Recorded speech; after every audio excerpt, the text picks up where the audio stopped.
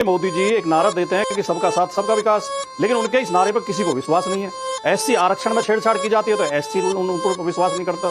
OBC की मांग है कि जाति जनगणना कराई जाए, ओबीसी उनके ऊपर विश्वास नहीं करता। किसानों के लिए बिल लेके आते हैं, यही कह के लेके आते हैं कि हम किसान के हित के लिए लेकर आ रहे हैं। किसान 13 महीने तक इतना बड़ा आंदोलन होता है कि इतिहास में कभी इतना बड़ा आंदोलन नहीं हुआ, 700 किसान शहीद हो जाते हैं। अभी नजूल भूमि पे कुछ लेके आ रहे थे, यूपी में एक्ट लेके आ रहे थे, विधानसभा से पास भी करा लिया, उसमें इनकी पार्टी में बगावत होगी, इनकी पार्टी में फूट पड़ गई, इनके सहयोगी विरोध करते हैं। ये कौन सा हित आप साध रहे हो? जिस हित पे जिसके लिए हित कह रहे हो आप, उसे ही विश्वास नहीं है।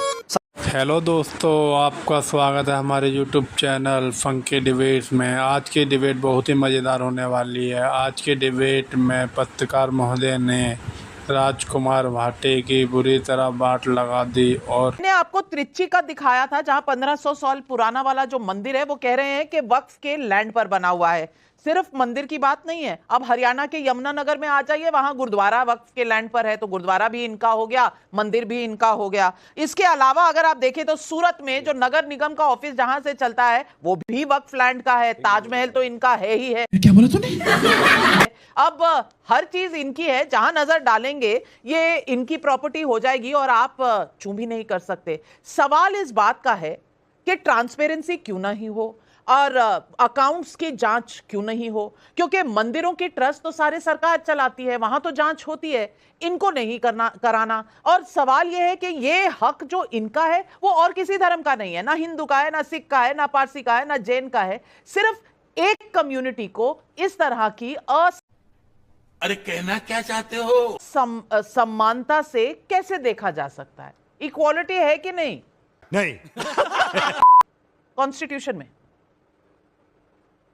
नहीं, शहजाद भाई ने अपनी बात इस वाक्य के साथ समाप्त की कि हम तो उनके हित में ये कदम उठा रही है सरकार, तो यानी कि वक्फ के हित में हिट में और मुस्लिम समाज के हित में। और आपके भी लगभग भावना यही है कि अगर सुधार जो है अच्छाई के लिए हो रहा है तो विरोध क्यों हो रहा है? तो ये कैसा सुधार है जिनके लिए किया जा रहा है उन्हें विश्वास नहीं है? माननीय सच्चाई ये है कि भारतीय जनता पार्टी, ये बिल्कुल मैं इस बात से सहमत हूं कि भारतीय जनता पार्टी को मुसलमान से नफरत है, मुसलमान के खिलाफ वो काम करना चाहती है, इसलिए मुस्लिम प्रॉपर्टी पे उसकी नजर है। ये भूमाफिया की तरह सरकार काम कर रही है। इनकी नजर जो 9 लाख एकड़ आप बता रहे हो उस जमीन पर है। ये उस जमीन को ये इनके प्रकार किसी न किसी तरह हथियाना चाहते हैं। अच्छा, हमको सिखा रिया है। और ये इसलिए अगर आपने कुछ उदाहरण दिए कि वहां पर विवाद है, वहां पर विवाद है, प्रॉपर्टी पे विवाद 2, 4, 10 हो सकते हैं, 100 भी हो सकते हैं, लेकिन उन विवादों को सुलझाने के लिए हमारे पास न्यायिक सिस्टम भी तो है। क्या कोई ऐसा कह सकता है जैसा आप पेश कर रही हैं कि अगर वक्फ कह दे कि ये प्रॉपर्टी हमारी तो उसी की हो जाएगी?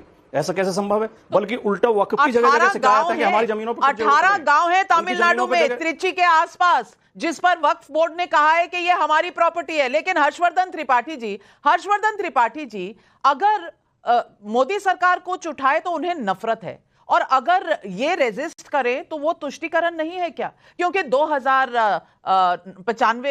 1995 में पहली बार जब ये एक्ट लाया गया तो बाबरी मस्जिद के ढांचे के ढहने के बाद, 2013 में जब इसको असीमित राइट्स दिए गए वक्फ बोर्ड को, तो तब चुनाव नजदीक थे, वोट बैंक की राजनीति हो रही। ये सवाल बाकी विपक्षी पार्टियों से क्यों नहीं पूछे जाने चाहिए हर्षवर्धन त्रिपाठी? और 9 लाख एकड़ की जब लैंड हो तो पूरे डिफेंस फोर्सेस और रेलवेज के अलावा सबसे ज्यादा भू माफिया जिनकी ये बात करें, वो भू माफिया कौन हो सकती है जिसके बाद सबसे ज्यादा लैंड है? वो तो वक्फ बोर्ड ही कहलाई जा सकती है, क्योंकि सबसे ज्यादा लैंड तीसरे नंबर पर उन्हीं के पास है। ये बात क्यों नहीं नजर आ रही ना वारिस भाई को, ना भाटी जी को? और भाटी जी कहते हैं कि मेरे हर भावनाओं को वो समझते हैं। मेरी मां मुझे इतना नहीं समझती होगी जितना भाटी जी मेरी भावनाओं को समझते हैं, लेकिन मैं अपनी भावनाओं का खुद ख्याल रख लूंगी। भाटी जी, आप कम से कम उसकी रिस्पॉन्सिबिलिटी ना लें। लेकिन हर्षवर्धन त्रिपाठी जी जवाब। तो आपके शब्दों से आपकी भावना को समझ रहा हूं, जो शब्द आपने प्रकट किए। नविका जी, सबसे पहले तो ये सवाल उठना चाहिए कि अगर कोई सरकार है तो वो किस लिए चुनी जाती है? जो लोग हार जाएं वो तय करेंगे कि नियम कानून शर्तें कैसे बनेंगी। ये जो तानाशाही मानसिकता है ये खतरनाक है। आप ये नहीं तय कर सकते हैं कि कैसे नियम कानून बनेंगे। यानी अभी जो ड्राफ्ट आया नहीं, आप उसको पहले से ही कह रहे हैं। क्या 3 तलाक पर कोई भी एक व्यक्ति कोई ढंग का कोई तर्क दे पाया? कुतर्क के पहाड़ पर बैठे हुए लोग कुछ भी बोलते रहे। क्या 370 हटाया जाना है उस पर कोई दे पाया? नहीं दे पाया।